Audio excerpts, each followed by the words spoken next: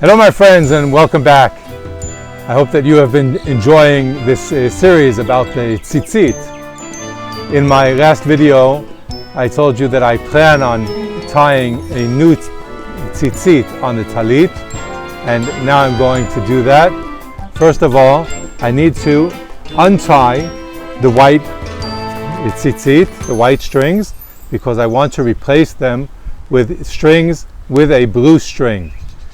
So I'm going to untie the tzitzit. I'm not going to cut it at the top. I'm going to untie it, and then I can use these strings again for another tzitzit.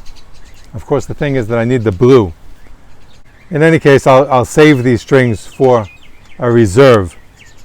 There are 4 segments that the string is wrapped around.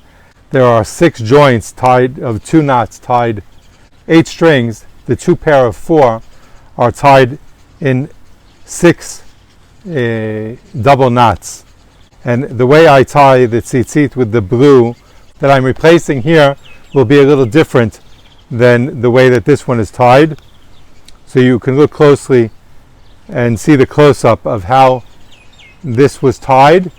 And after I am finished tying the new set, you can see the other system, and you can compare between them. Of course, this one has only white, and the tzitzit that I'm going to replace this with will have white and techelet. Techelet means light blue. It will have the blue. Techelet is actually the name of the special color that is used for the tzitzit. Prayer shawl that is made of wool, particularly for the prayer shawl.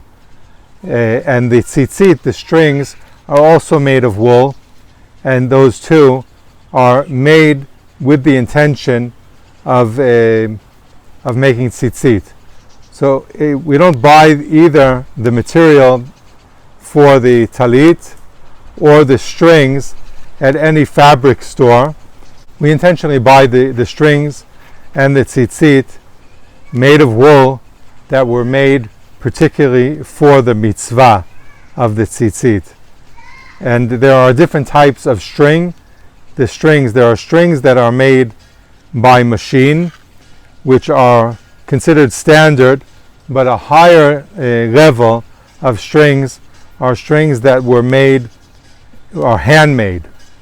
Handmade woolen strings are considered to be a higher standard of the tzitzit for the mitzvah.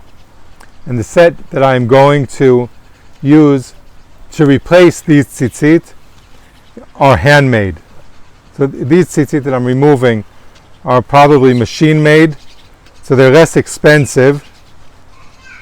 And if we can allow ourselves the higher cost, then buying the handmade strings are considered a higher standard for the intention of this garment that was made by a person who was thinking about the mitzvah. He was intentionally making this not just for any fabric or string, but he was making it in order to help people fulfill the mitzvah.